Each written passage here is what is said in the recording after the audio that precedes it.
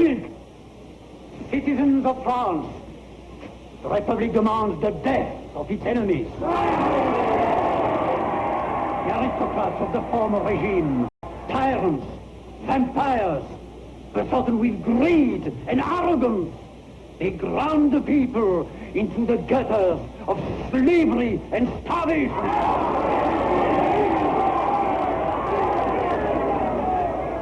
In the name of the Republic, I demand the death of this criminal.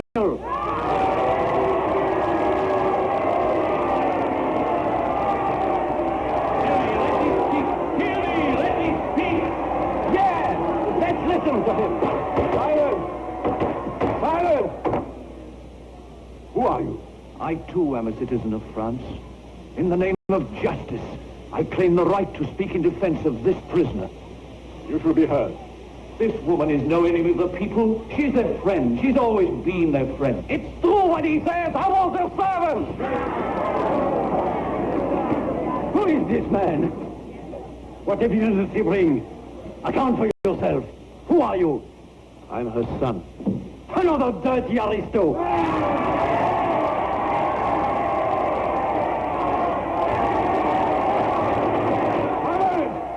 Arrest that man.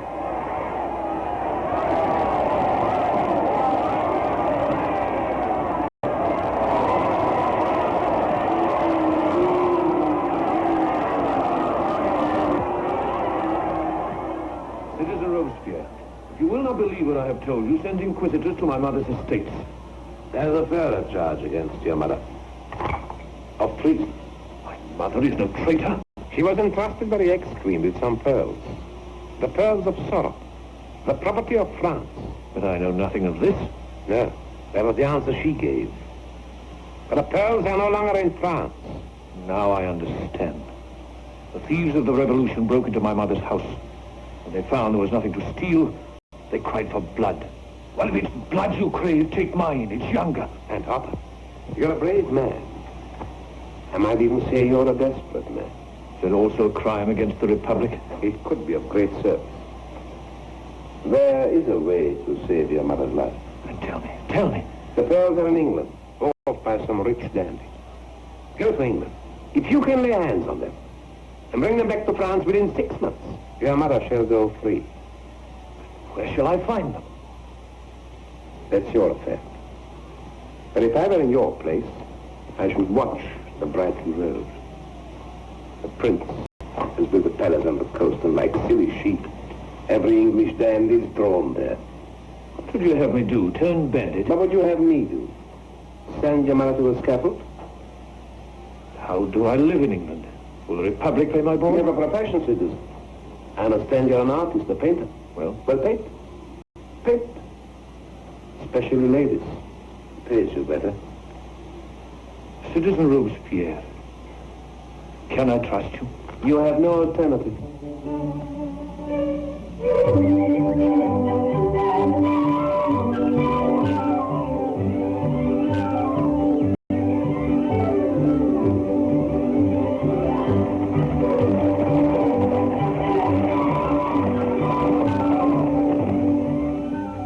How much longer? Patience, girl. Patience. You beguiled me since London with such scandals and rich accounts. I'd braver wings to fly to Brighton. Oh, wings in Brighton, and the Prince of Wales are harping on the sand. I hear His Royal Highness has built his own celestial palace in the new pavilion, complete with angel choir. Too. And they do say that your mistress is now on her way to join the choir. If my mistress should hear you say that, she'd box your ears. Oh, then she must box the ears of half the court. If you wish to succeed in life, Denise, you must learn when to say yes and when to say no. That is the whole secret, you understand? Yes, Papa. Or should it be no, Papa? You make a jest of everything. This invitation to pay a visit to the house of the richest man in England. I warrant you'd have said no. Yes, Papa. The Felix Monroy is such a dull stick. A dull stick, you can say that. A cabinet minister, a future prime minister, a man of destiny. That's the trouble. He talks of nothing else. Don't you realize what this invitation could lead to? Yes, Papa. I've a notion. It was sent at the personal request of the Prince of Wales himself. Undoubtedly, the Prince holds you in the utmost esteem. The Prince is a man of discernment. But if I am to remain in his favor, it is your duty to help me as a loyal and grateful daughter. How, Papa? By a demonstration of good manners, taught you but seldom practiced, by tolerance, modesty, charm, a desire to please, to laugh and be amused, even the pleasantries you may imagine to be dull. I'll do my best. I'll talk politics to Sir Felix, and I'll laugh at all Prinny's little jokes. I'll consider most carefully when to say no, and even more carefully when to say yes. That's a good, sensible girl. All for your sake, Papa.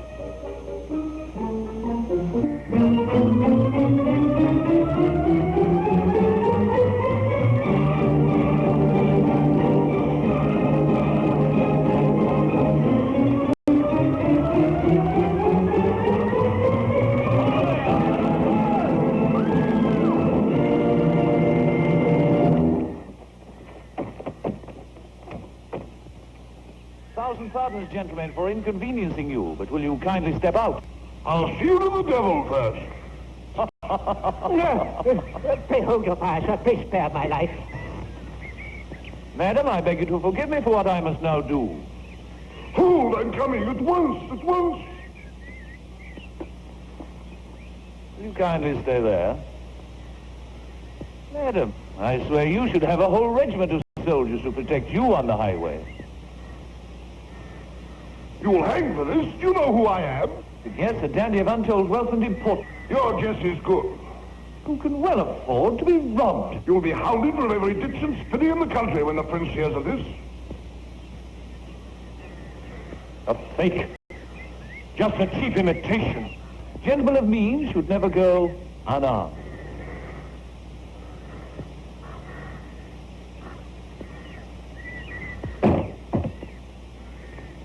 I beg your pardon. Sir William, your daughter. Aren't you going to stop the blackguards? Halt or I fire! Halt, I say!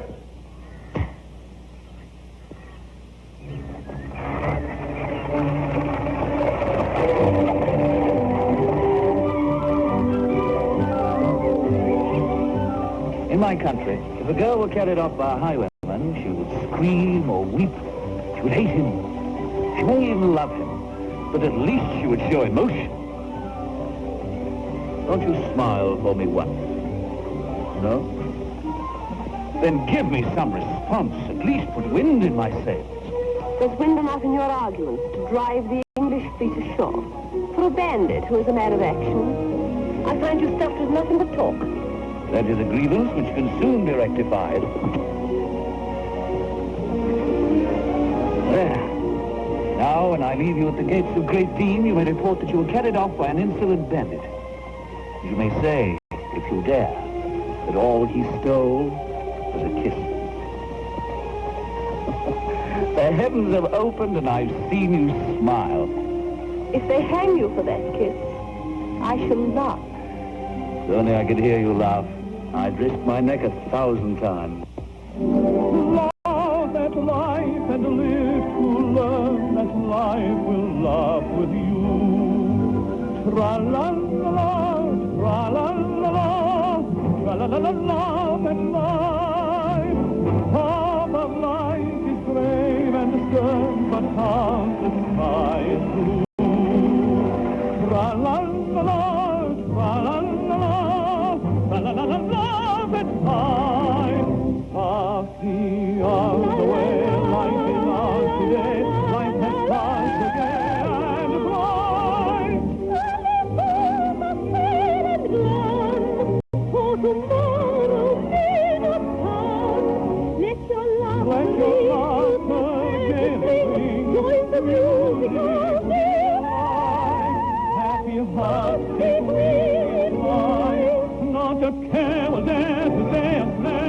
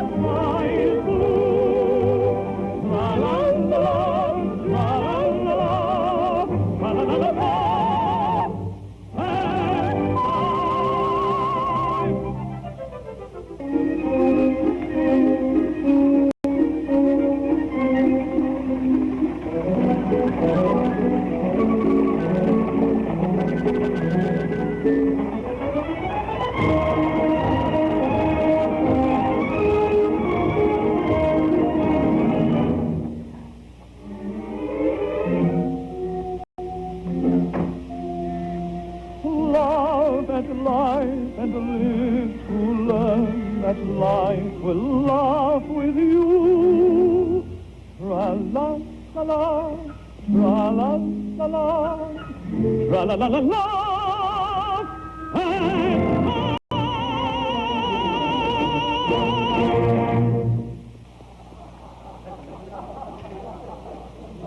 Well, go on, Tremaine. Tell us the facts.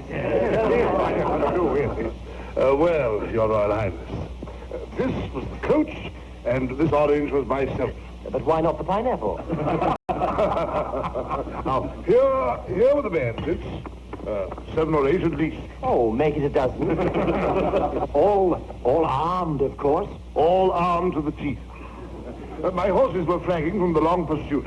I fired until my ammunition was spent, accounting for at least 3. Blood.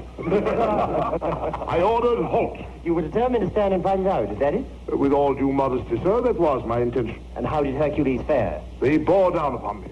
I fought them with my fists. You mean you actually permitted yourself to play fisticuffs with ruffians? Well, it was hardly the moment for social ethics, sir. Then I trust you kept your gloves on.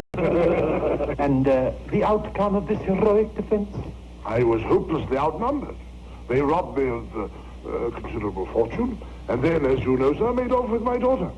She came to no harm, Tremaine. Mercifully, no. And the highwayman, the one who played escort to your charming daughter, he came to no harm? I wonder who he really is. They say he's a gentleman of means, who's taken to highway robbery as a sport. It seems a strange idea of sport.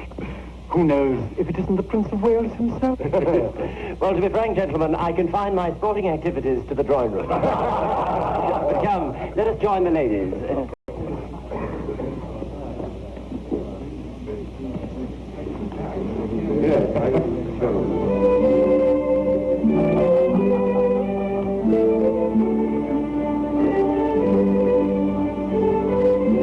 My dear Lady Langley.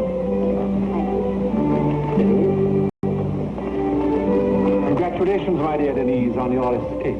Thank you, Lord Mandeville. But it seems there's no escape from you.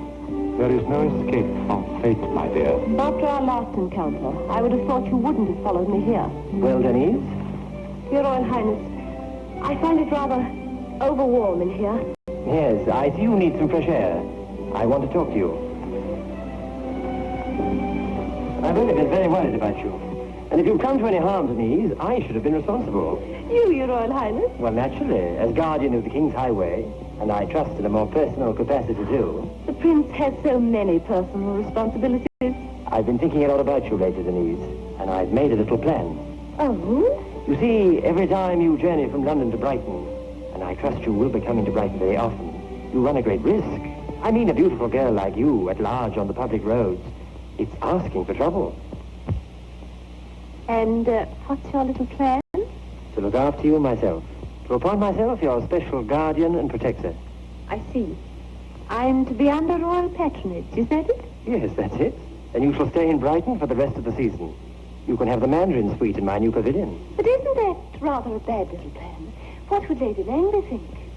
I wouldn't choose her for my enemy. My dear, beauty always makes enemies, just as greatness does.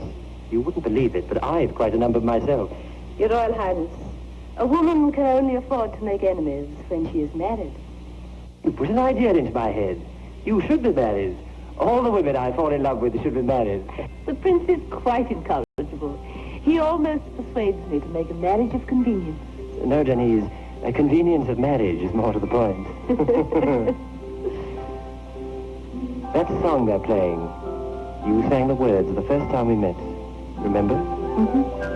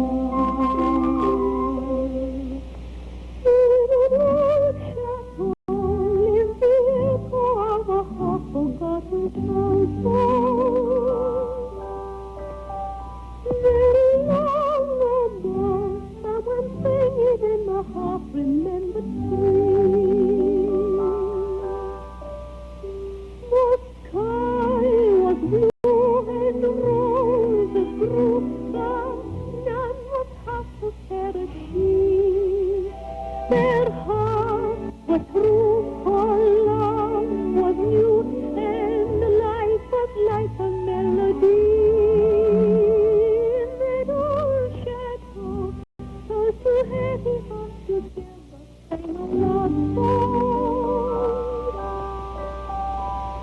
when lights are low, if you listen, you can hear that old refrain.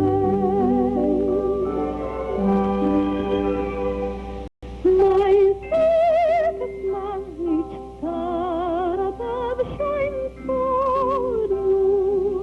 Please believe me, I adore you, and we'll never say adieu. No, no, my dear heart will never part. No, never. We will keep our dream forever, and we'll never be untrue. No.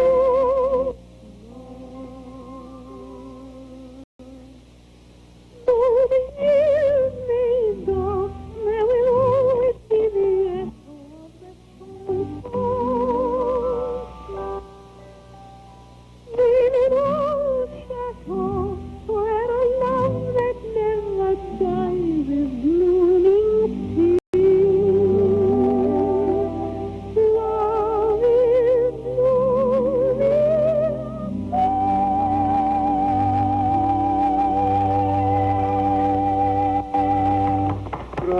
My dear, it was enchanting, delightful. Thank you. Your singing is only matched by your beauty, Miss Tremaine. Thank you, Lord Manville. Excellent, Denny. Shall we go in, my dear? Mount Royal, you're a fine host. Thank you, but you could be an excellent host. Indeed, sir. Have you felt a desire for anything in this house and found it lacking? Yes, Mount Royal. Well, please tell me, sir. I'm only too distressed. A hostess, Mount Royal, a hostess. Why, damn it, man. All these possessions. Another house in London, another in Bath, and no mistress. My steward's a very excellent fellow. Your steward? Nonsense. You need a lovely young wife who will show off your house to the best advantage, and to delight your guests, myself in particular. Do you think marriage is so great an advantage, then, sir? In your case, Mount Royal, a man with political aspirations, it's an essential. Indeed, sir. I confess I never saw it in that light. Well, take my tip. If you wish to succeed in life, marry some jewel of a woman who's the envy of all other men. Is that rather courting trouble? On the contrary, my friend, it's the key to success. If she loves you, she'll inspire you to achieve all your ambitions. If she doesn't love you, she'll take good care, if only to keep you quiet, if she inspires some other man to achieve them for you. I appreciate the argument, sir, but where to find a woman of so very talent? Fiddlesticks, my friend. Are you blind? Why, here in your own house, as your own guest, is a lady whose charms are as scintillating as the crown gems. Mount Royal, I believe you have an excellent gallery of paintings. Oh, mostly family portraits, sir? Well, now, Mr. Maine has a passion for paintings in oil, as I believe she has for all the arts. You should show them to her.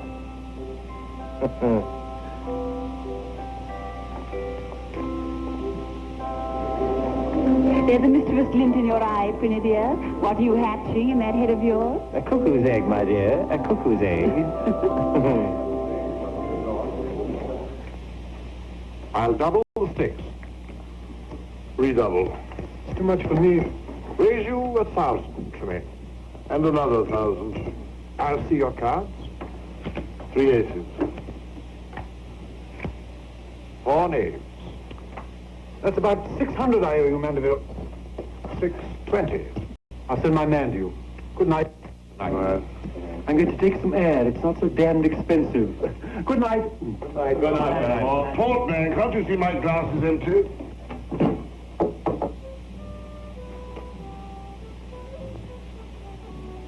Desiree, my grandmother. A wonderful woman with a heart of gold. Undoubtedly a lady of character. And fearless, too. The story goes that she once cracked the skull of a Red Indian with his own tomahawk.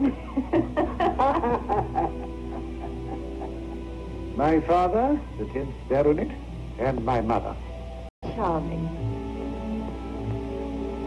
And here, beside my own portrait, you see the space destined for the future Lady of Montroy. I trust the subject of the painting will bring you much happiness. In return for the exceptional position she will gain in the world, that is the least that can be looked for. But happiness does not always go with worldly position. Very often it shies away from it. My dear Denise, if I may call you that, Yes? when I offer marriage to a lady, I am offering her influence, luxury, wealth, and a name which, though I say it myself, is already famous. With her help, it may become a part of English history. What more can any woman ask? You have not mentioned love, Felix. Love will follow marriage, particularly if the woman takes an intelligent interest in her husband's career. Undoubtedly you are a very wise man. Or why else are you a minister of the king? Well, my dear, there's logic enough in that. But wisdom is so unromantic. And romance is so unwise. Then I'm afraid I'm very foolish. We'll discuss the matter further when you've had time to think it over. Do you think that thought and time will settle our differences, Sir Felix? As you grow older, Denise, you'll find that time can settle any argument. Meanwhile, I'll speak with your father. Do you want to go on, Tremaine? I'll pay you again, double or quits, for all I owe you, cold, as you wish. £26,000 or nothing. Tremaine's a fool. Mandeville's luck's in. He won 6,000 from the prince last night.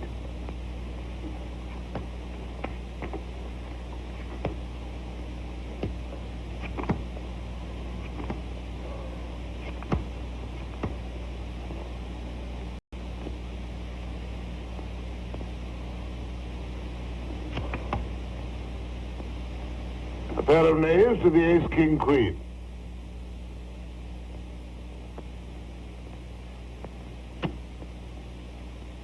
Pair of queens.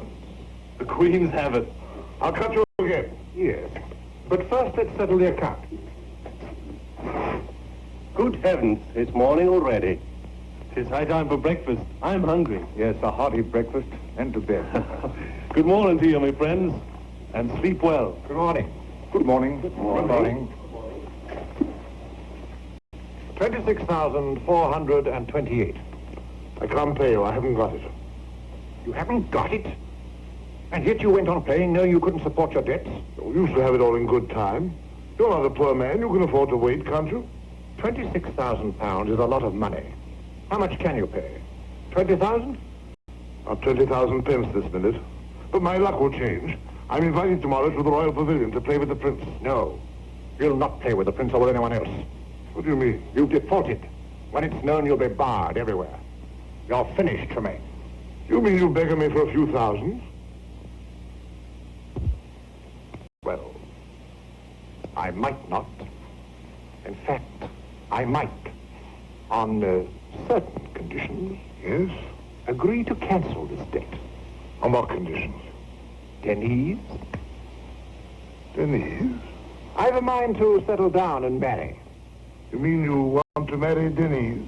Yes. And for a wedding present, I'll give her your IOU for precisely £26,428. I can assure you, my lord, nobody would be happier than I, but Denise is willful, headstrong. I could argue with her, no doubt, but I could not force her into marriage. That's a matter between father and daughter. But tomorrow at noon you will announce her betrothal in public, or account for your debts in public. I bid you good morning, Tremaine. Never before in all my life have I felt quite so much emotion. Nor I, madame. Do you think by my apparent insensibility that I've driven him away forever? Why, madame, what did you say to him? Do you mean to say that you arranged a secret rendezvous? Oh, no, Louise. Then what scandalous thoughts are in your head? None. There must be. Well, only that... Yes. I thought perhaps he might come back and steal a rendezvous. Oh, madame, last night I dreamed that mine had come back. But it was only a dream. You were luckier than I, Louise.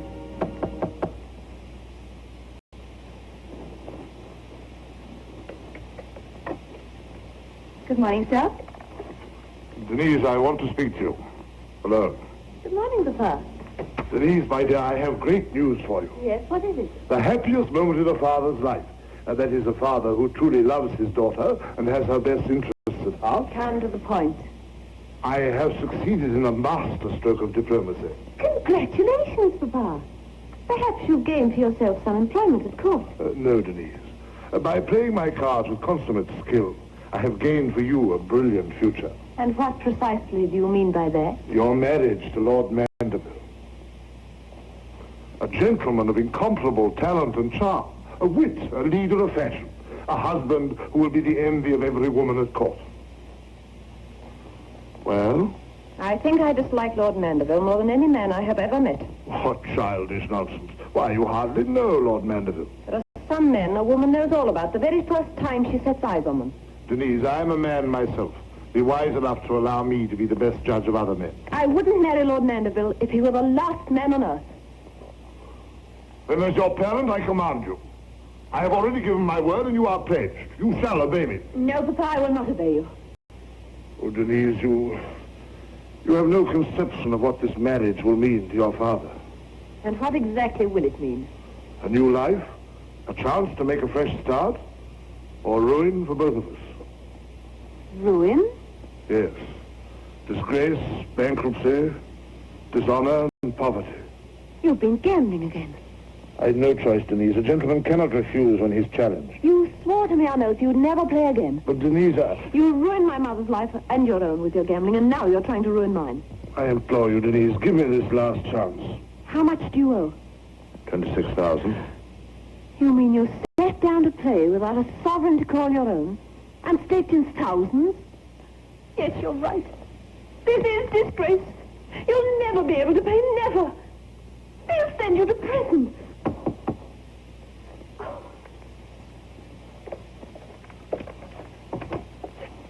Well, leave us alone. Your mistress is busy. That's Sir Felix Mountford, sir. He wishes a word with you. Sir Felix.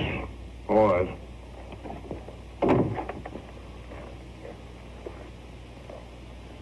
Do you hear that, Denise? It's Mountford. He wishes to see me.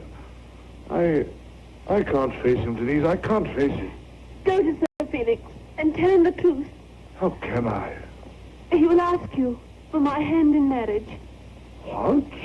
Tell him I accept.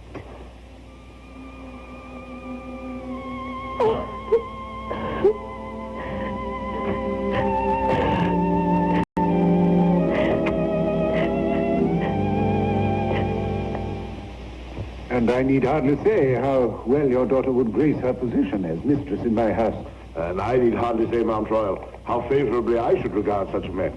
Thank you. Then But I'm afraid, my friend, for your own sake, the marriage is impossible. Oh, I know what you're going to say. That your daughter's head, like that of most young things, is full of foolish fancies. On the contrary, I can assure you that my daughter would accept your offer gladly. She would? Then what's the obstacle? Well, I would never have troubled you with my personal affairs, Sir Felix. But in the circumstances, I've no choice. Well? Since I've been your guest, I've had terrible news. I've been swindled by a rascal. I'm bankrupt, Aunt Royal. Ruined.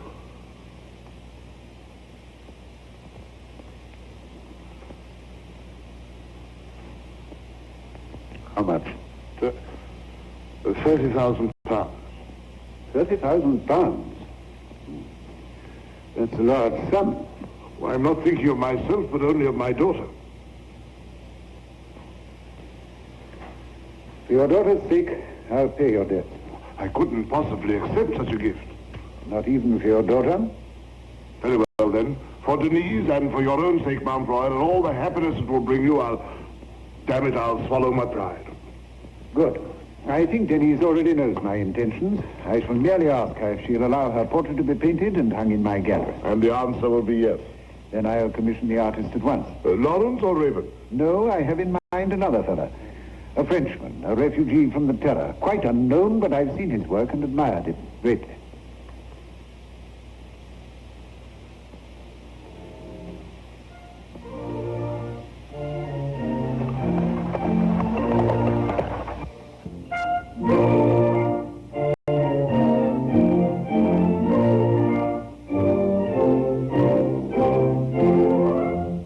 Tonight I feel that all my sacrifices have been worthwhile. Oh, please.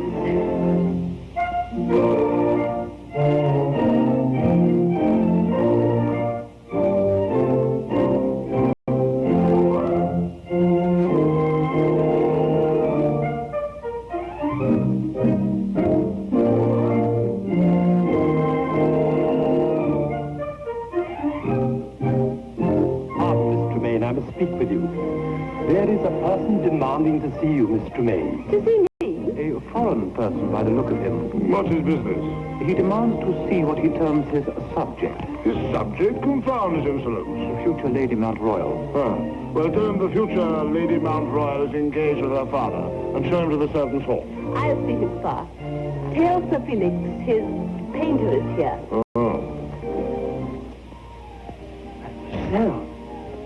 Mademoiselle, Now, here is something an artist would travel the earth to paint. If you are as eloquent with your brush as it seems you are with your speech, monsieur, you must be a very talented artist. Speech and the brush are brothers in arms, mademoiselle. The one to capture beauty, the other to recapture it. You wish to see me? With all my heart. I understand you're commissioned to paint a portrait. Would that it were yours. Whom do you expect to paint? The future Lady Mount Royal. And having met Milor, I doubt not that his choice is some old scarecrow who is covered with paint already. Indeed. Then you shall meet the lady. Yes, mademoiselle, I fear that is an obligation I'm pledged to fulfill. Will you see this gentleman to his room? And then perhaps you'll ask for her in the ballroom. Ah, Monsieur Latour. At your service, Milor. I see you've met Miss Tremaine already. That is a pleasure I could wish repeated every day of my life. That's it? Well, anyway, tomorrow you will start at once to paint her. What, you mean this lady is my subject? Yes, Monsieur Latour. Or perhaps you think I am covered with enough paint already. Come, Denise. You're neglecting our guests.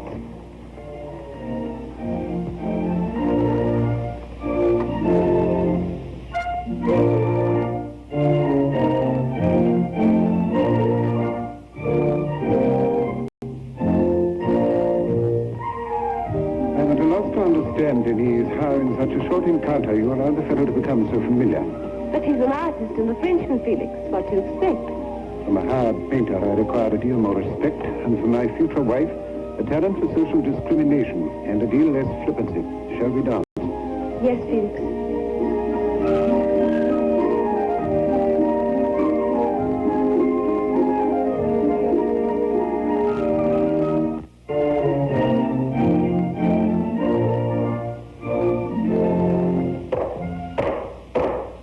His Royal Highness, the Prince of Wales.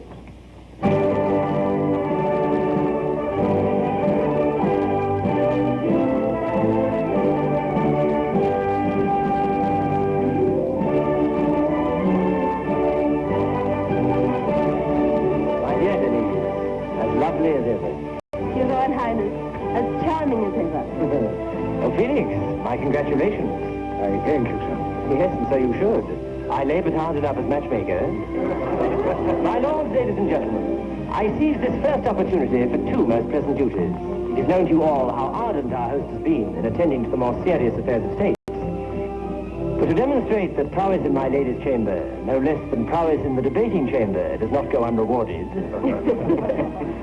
I am glad to announce that I have persuaded my father to present Sir Felix Mount Royal on the occasion of his betrothal with a new and exalted appointment as Secretary of State for Scotland.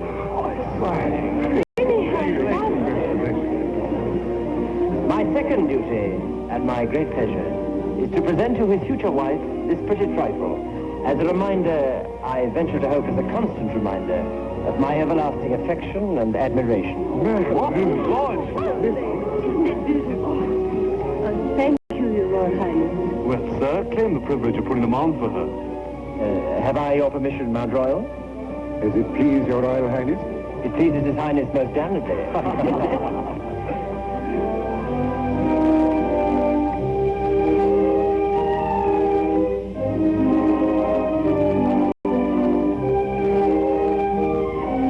Now I know what they mean by the divine right of princes. The king can do no wrong.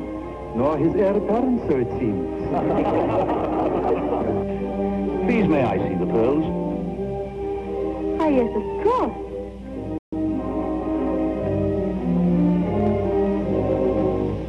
These are the pearls of sorrow.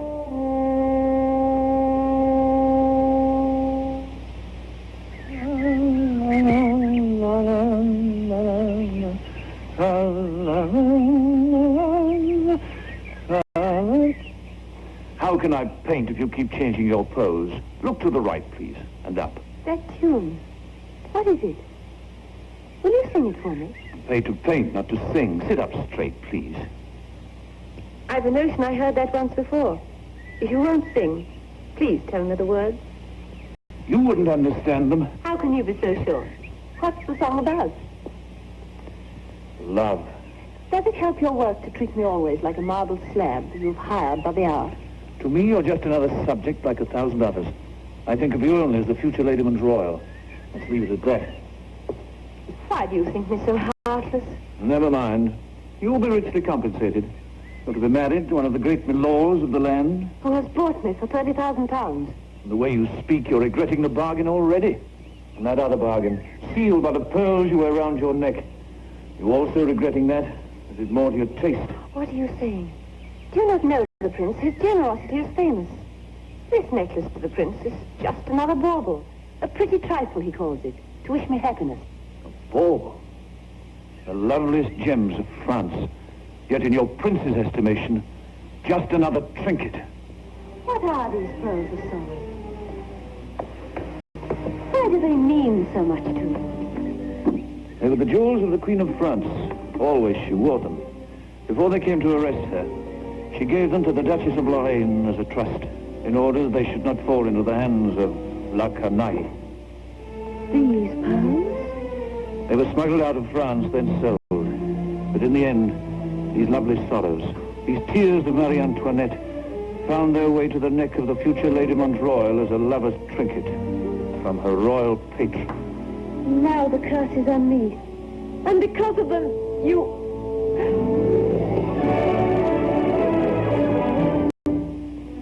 Then, please, forgive me for what I've said. Andre.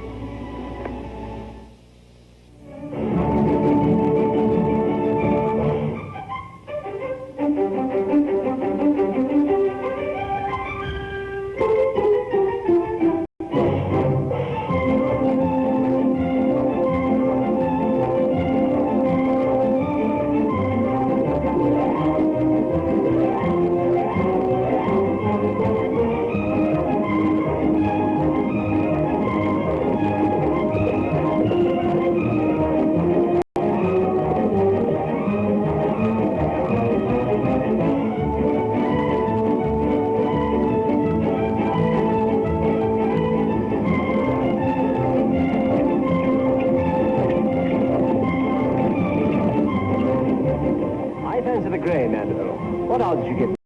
5 to 1, sir. Good. Then I'll take 50 guineas on the grey. What are the odds on the chestnut, Lord Manville? The chestnut? Oh, an outsider. 100 to 1. But isn't that the painter's mount?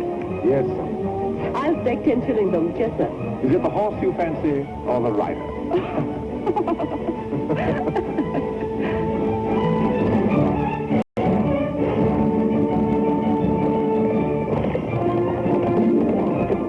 The chestnut's coming up.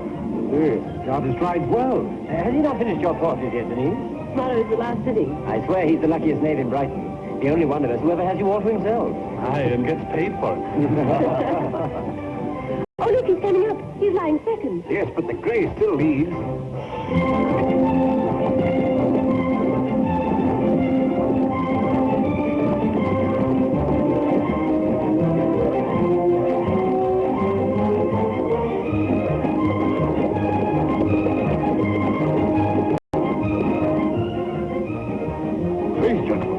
I'll take my oath that Chestnut is the same horse that was ridden by the bandit who robbed me. The rascal with the black mask. That's the painter's mount. There's a chestnut in my stable, Domain. Almost the twin of this. And in the prince's closet, no doubt, you'll find a black mark.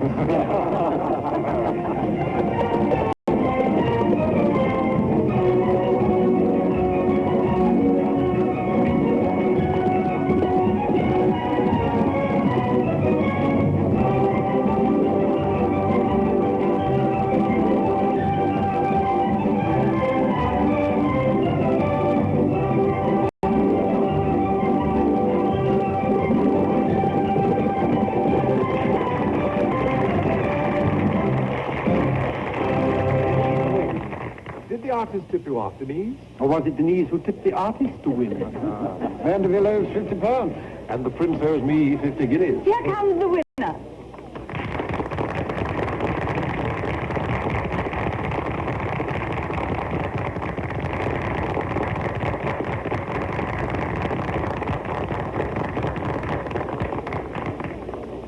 Here's the bandit's horse. I'll stake my life on it. I saw that same chestnut beast through the sights of my pistol. And missed him. I beg you, this is no subject for laughter. But what say you, Denise? Is it the same horse? Have you seen him before? Well, I know so little of horses, it was safer if you ascertained if the horse had seen me before. Well said, Denise. A pretty answer. Yes, a pretty answer, but for safety's sake, I'll have inquiries made. Good.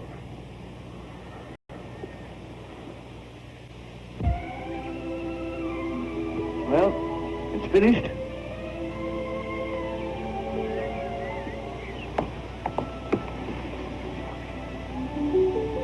Denise, won't you smile for me once more?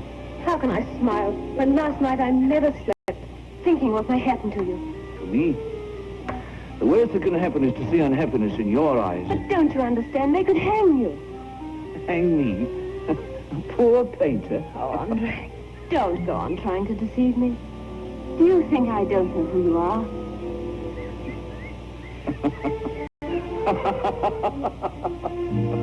Remember what you said.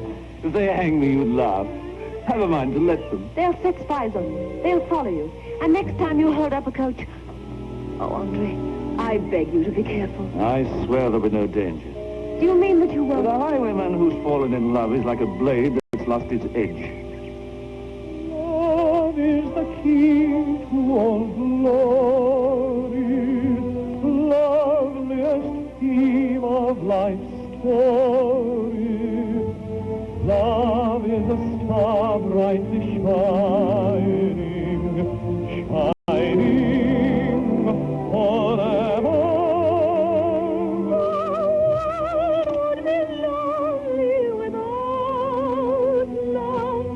Praise the day when you don't love. Open your heart to the sweetest music known. What is the gift and love?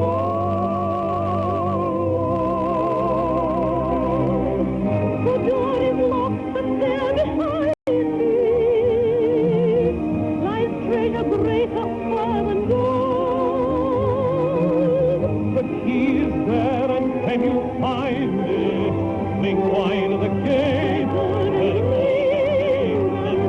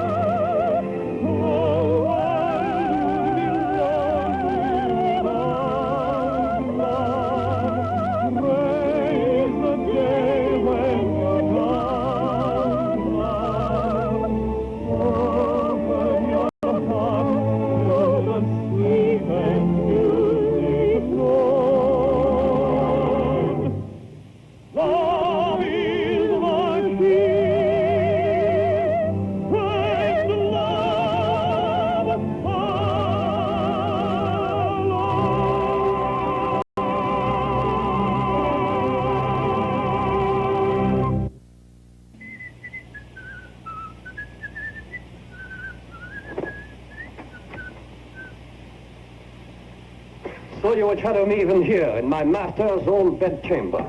Is there not one single room in the whole of this great house where a man could be certain of his own company?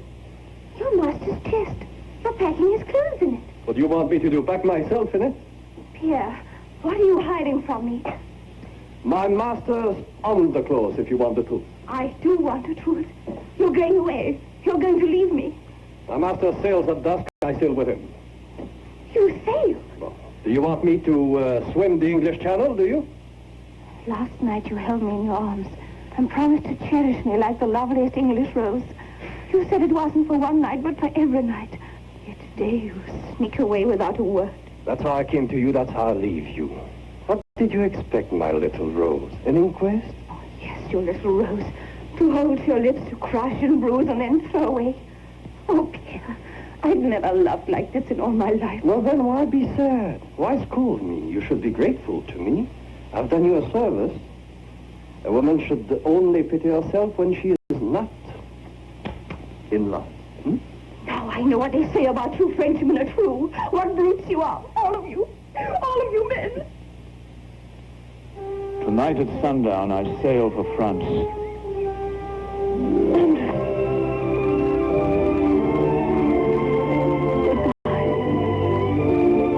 Goodbye, my love.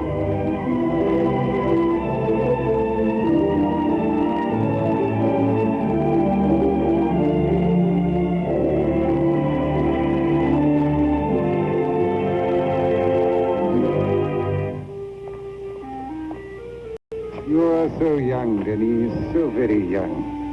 Youth, like springtime, is such a treacherous season. First sunshine, then rain. Dry your eyes. No, don't go yet. I want to speak to you. At your age, Denise, life is a harsh mixture of romance and reality. Don't confuse the two. Don't mistake the shadow for the substance. Lasting happiness comes only from shouldering our responsibilities and fulfilling our obligations. Have you anything to complain of in my behavior, Felix? I've seen much and said little. Now go to your room and rest. At the pavilion tonight, I want you to look your best and sing your best. And naturally, you will wear the necklace. Yes, Felix.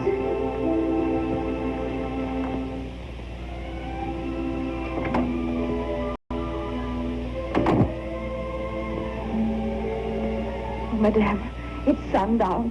They're sailing away. Yes, Louise. And Pierre, he didn't even tell me. Perhaps he thought it was kinder. Perhaps it is.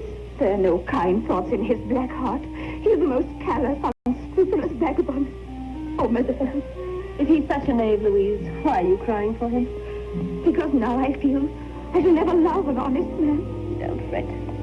Perhaps he'll come back. You really think he might, Madame? Yes, Louise. And Monsieur Latour, will he come back too? Monsieur Latour will never come back. And why should Pierre? You're free. I'm not.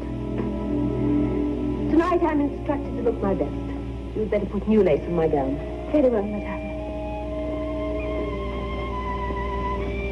Madame, you could be free. No, Louise. It's a debt of honor. Debt of honor? This is a language I don't understand. The debt was never yours, and where's the honor? There's no way out, Louise, but to pay. I am but the servant of my mistress, but I know what I would do. Yes, what would you do? The most dishonorable thing. I belong to myself. I'll be honest only to the man I love. I'll be true to my heart and follow it.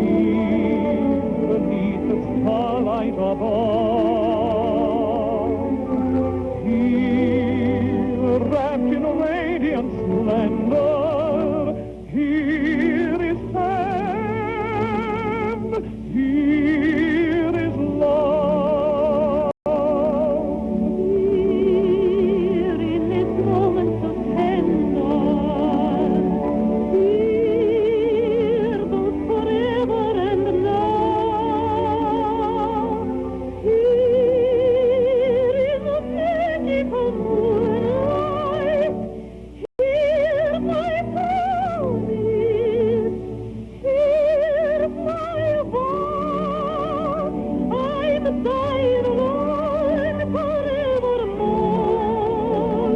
Be mine alone, for I adore you.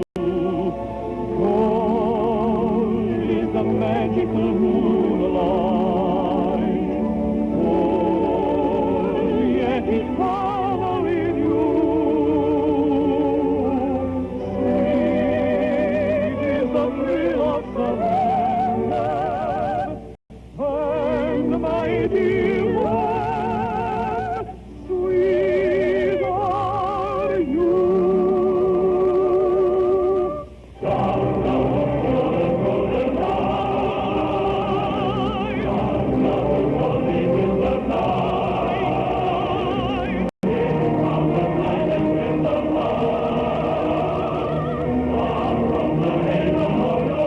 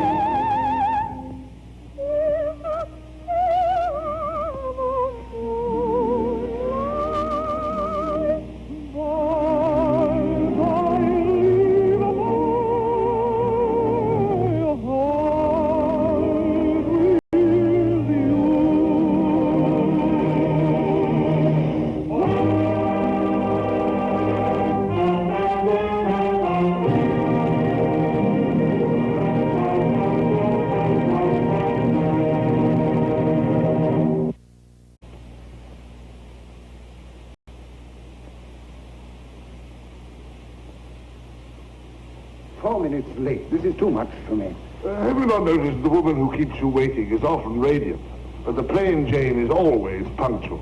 I've never waited for a woman yet, and I don't intend to start now. I'll go up and chivvy the girl.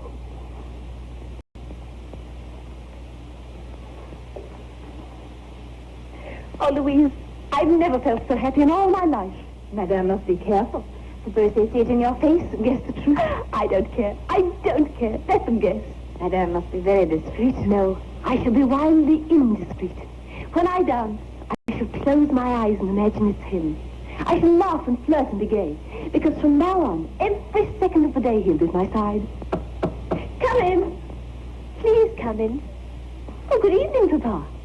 I vow you've never looked so handsome. Denise, you're late, disgracefully late. Sir Felix is very angry. Tell him I'm coming at once. We're both coming. We're nearly ready, and we're so very, very happy. Whatever do you mean, both of you? Have you taken leave of your senses, girl? Yes, I do believe I have. Sir Felix will blame this on me. He'll say there's lunacy in the blood. Now, hurry, Denise, please hurry. Yes, Papa. Oh, Louise, quickly, my pearls. I've forgotten them. Oh, yes, madam.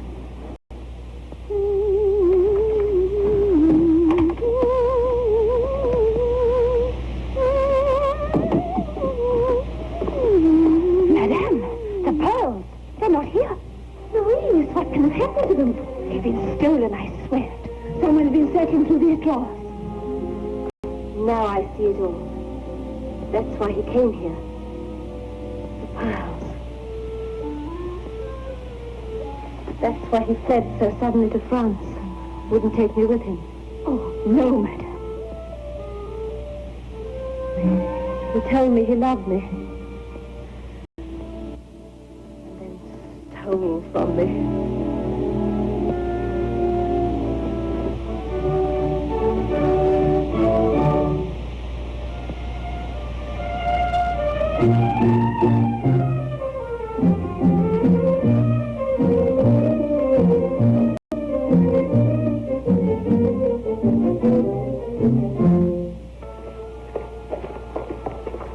Make haste and leave your cloak, girl.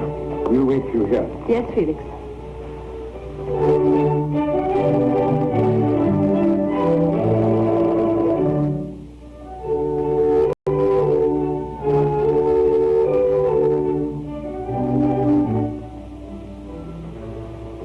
Now, come on. Denise, the pearls. You're not wearing them. No, Felix. I don't understand.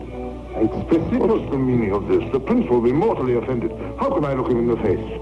Is your head so full of foolish fancies that you forgot to put them on? I didn't forget. Then you disobeyed my instructions deliberately. I demand an explanation. This is a matter that concerns only the Prince of Wales. They were his gifts, not yours. To the future Lady Montroy. That is as good a reason as any other why I am not wearing them now.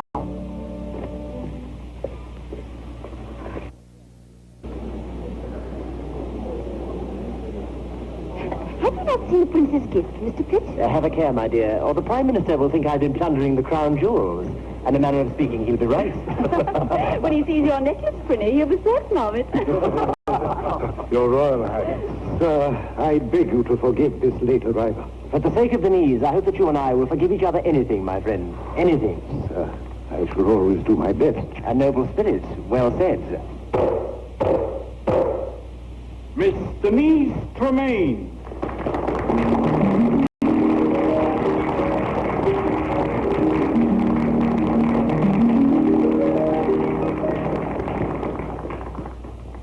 A simple maiden is a charming prince, so very wonderful and wise. His Royal Highness thinks he might convince her foolish heart to be his prize, and she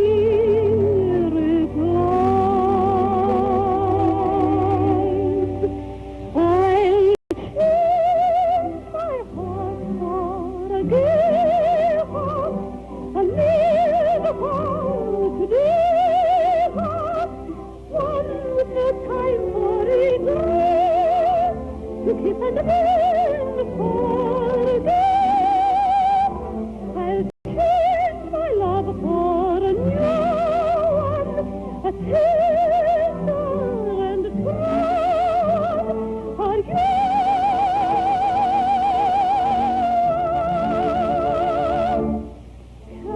Can I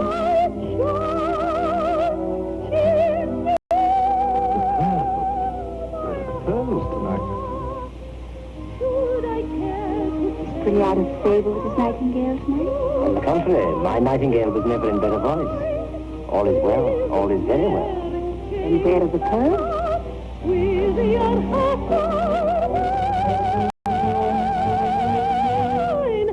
I'll change my heart for a gay heart, a never come today heart, one with no time for regret, to kiss and then forget.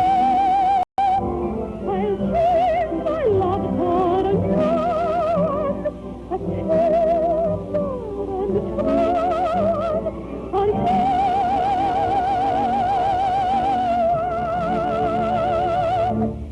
Can I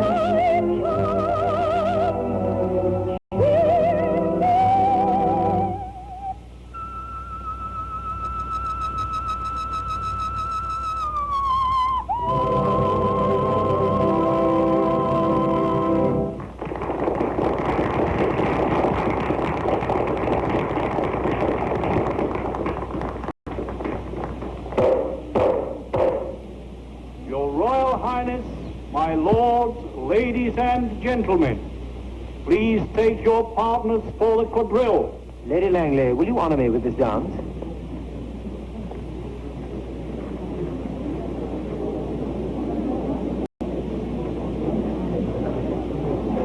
Denise, I want a word with you. Please come with me.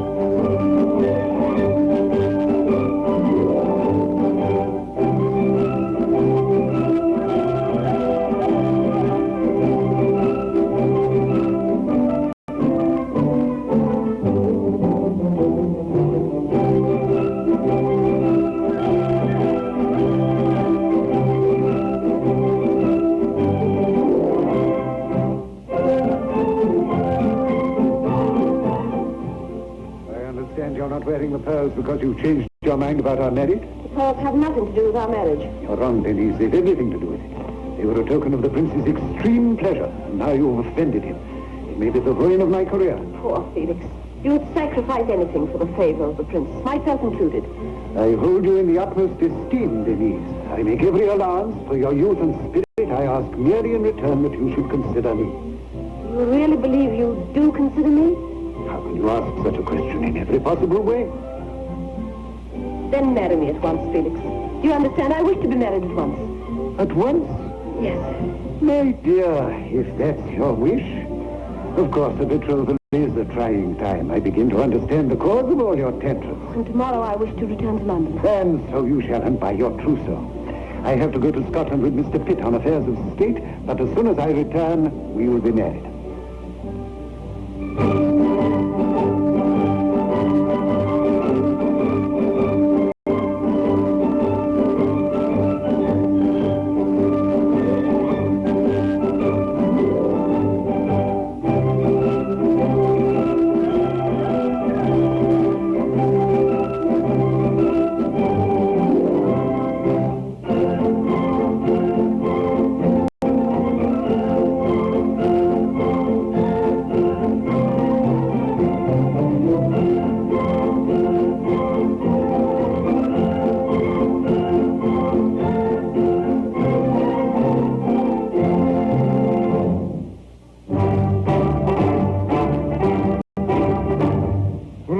Rat, tell us your tale. What do they drink in a Paris jail? Bow the water in the prison. Tell the rat, son of mine, lifting a toast in a good red wine. Feed the blaze that hurries them to hell. Voila! For them, the knife that slits the throttle. For me, the life in this old bottle. Up the wine, a glass of wine, a barrel of wine, an ocean of wine. Wonderful wine, really wine, wonderful wine. Drink, I will feel the popular will you will the wine.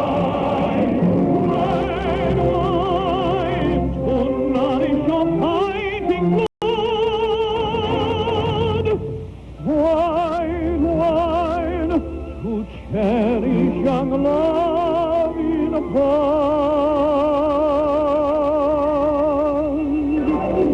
Just vanish troubles, let them vanish. Fill the bubbles from the wine.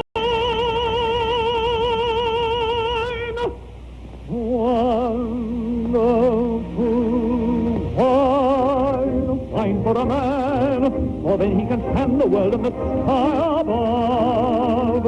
Fine, spirit of fun, the drink of romance that makes you to live or die for love or glory. Old wine to help you forget your sorrow. New wine that makes you regret tomorrow.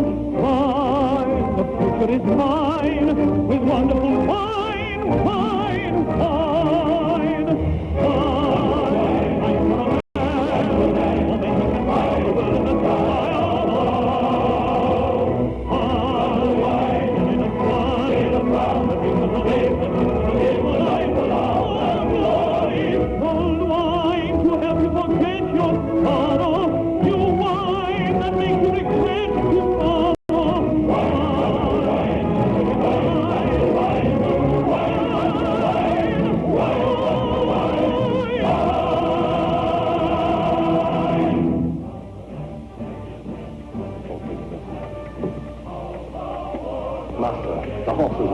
By the Church of St. Mary.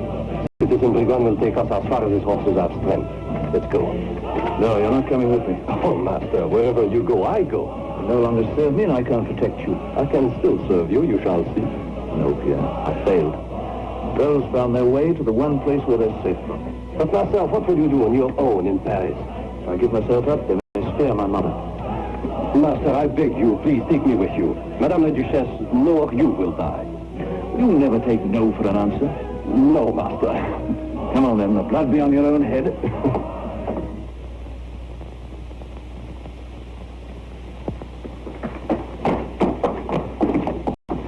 Citizen Brigouin.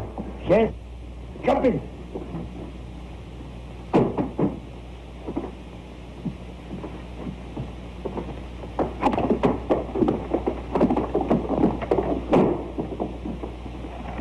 Master, you will not regret taking me with you to England. Don't talk of England. I need all my courage. You know, Master, when a good man falls in love, like Samson, he loses his purpose and his strength, but not his courage. Samson regained his strength. That is what I pray that I shall do. I was in love, true, but I am not a good man. Look, Master, here's the proof of it.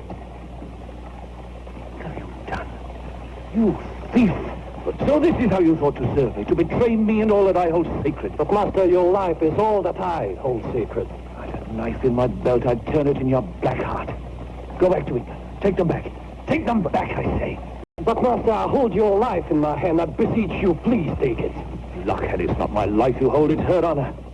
Take back the pearls. Stop! Stop the coach!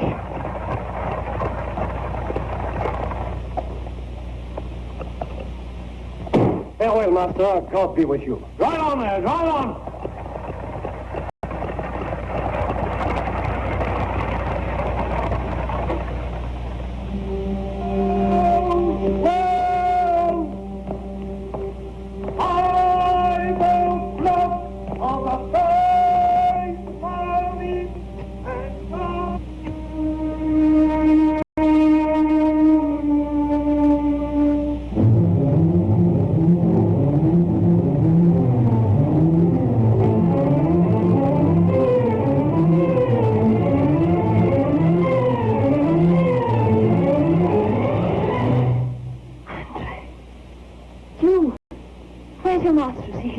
No, madame.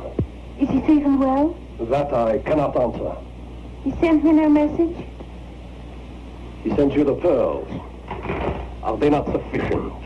Or would you also like his head on a platter?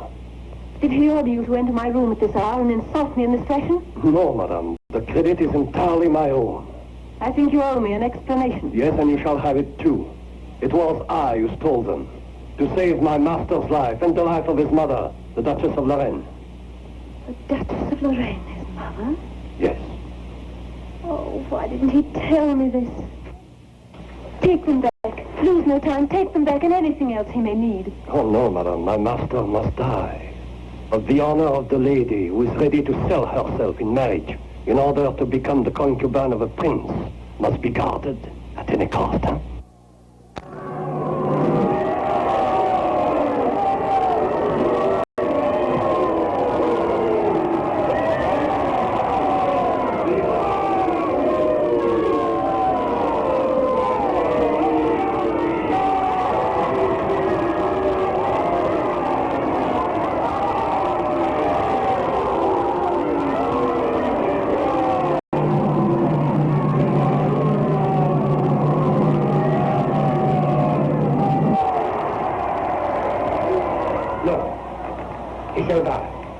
People are crying for his head, he must die. Citizen Robespierre, you are the leader of the people. You can save him. I'm also the servant of the people. Whose deeds will be recorded and judged. History will record that I purged my country of its parasites. And it will also be remembered that Robespierre gave his word that if the pearls came back to France, a life would be spared. Well, there are the pearls. They have returned to France.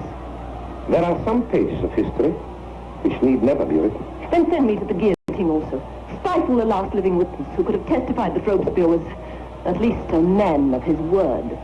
You have very much in common with your lover. Like him, you beg to die.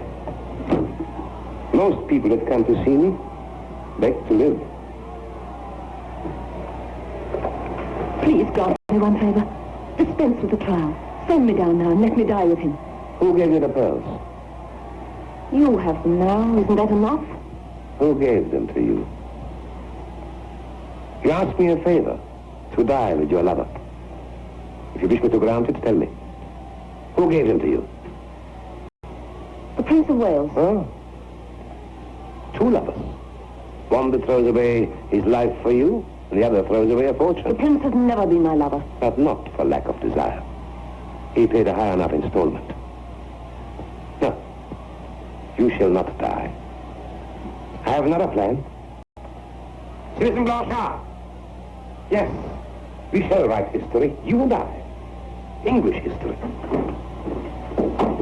Take this woman to the cells.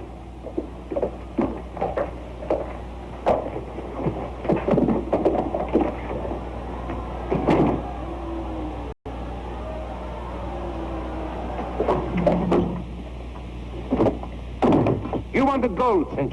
for the war against England. You shall have it. English gold. English gold? Yes. From the pocket of the Prince of Wales himself. He's in love. He shall pay.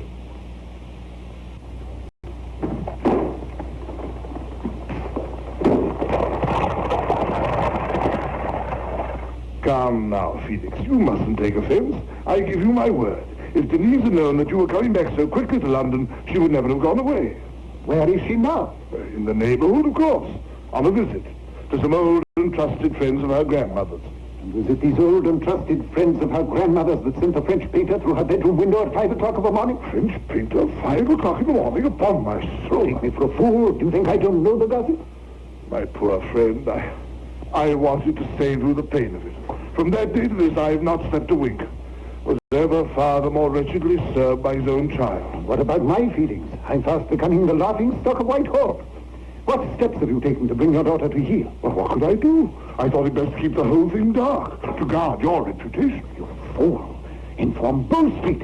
Send runners to every town. Advise the ports. At once, at once. There's no need, gentlemen. No need whatever. Your Royal Highness. Your Highness, is she safe? As safe as any young girl under my protection. Ah, a blessing on you for this great news. Her father and I were in despair. We thought the poor girl must have been kidnapped. It's true she's had a most strenuous adventure. But she's resting now, and I gave her my word she wouldn't be disturbed. Did she give any account of herself? Any explanation? Oh, yes. Come to think of it, she seemed at some pains to account for the loss of a trinket I once gave her. Don't say you mean the pearls, Your Royal Highness. If they are lost, of course it will be my duty to make good the loss. I fear that would be a price, Mount Royal, which even you could not afford. This is a scandalous affair to me. Your Royal Highness would be fully justified in taking the gravest possible exception. And to think that a woman I had asked to be my wife, that this is unpardonable to me. Pretty women frequently commit unpardonable offenses. That's why we love them. That is something I cannot understand. I fear you'll never understand women, Mount Royal. Well, sir, I must sincerely confess. In fact, I fancy I gave you some very poor advice when I told you to marry.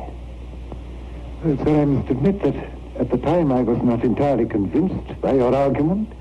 But now, of course, I fully realize that for a responsible statesman to marry without the approval of his future sovereign, God be willing, would be utter folly. Yes, I agree. Utter folly. Would it be indelicate to presume, sir, that my daughter is at the moment your guest? Yes, Tremaine. Highly indelicate. Nevertheless, it's true. I can assure you, sir, you will find Denise a most charming and companionable guest. There's no ill feeling then, Mount Royal. On the contrary, sir. You'll be pressing no suit for alienation of affection. The irresistible charms of the first gentleman are legendary. I might as well sue the moon for outshining the stars. One last favor, Mount Royal. The portrait, the one painted of Denise by that French fellow. An unscrupulous vagabond. I never wish to see it again. Then I take it you've no further use for it. None whatever, sir. Good. Then I'd like to buy it from you and call it the Laughing Lady. Your Royal Highness is more than welcome. Now, what you say is a fair price. You're the best judge, Tremaine. 30,000 pounds? I'll send the cash in the morning. Sir, there's really no need whatever to pay me anything. But on the contrary, a debt's a debt. Don't you agree, Tremaine? Your Royal Highness, I am at a loss for words. A week from today, I'm giving a reception for an intimate friend of mine at the pavilion. Gentlemen, your presence is commanded. Great pleasure.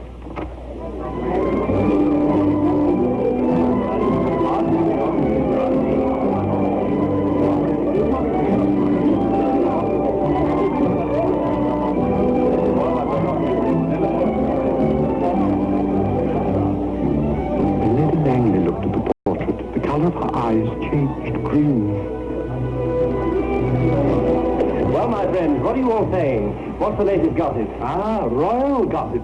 I was admiring the portrait of your laughing lady, my dear Pliny. The artist must have known his subject quite intimately to have achieved such a likeness. Oh, you think so? Well, perhaps you're right, my dear. Oh, is it not? Excuse me, my guest is here. That must be Denise Tremaine. Yes, indeed. Then what am I? An institution, my dear.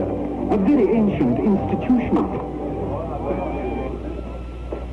Denise, lovelier, more radiant than ever. And little wonder. Your Royal Highness, more generous than ever. I shall be grateful for the rest of my life. Your Royal Highness, I shall never forget what you've done for me. No, and neither shall I. Why, damn it, man, you cost me a fortune.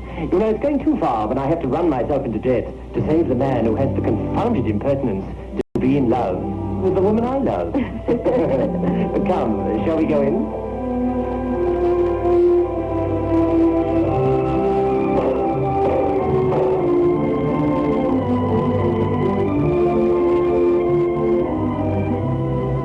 My lords, ladies and gentlemen, I have the honor to present to you my very dear friends, Monsieur le Duc and Madame la Duchesse de Lorraine.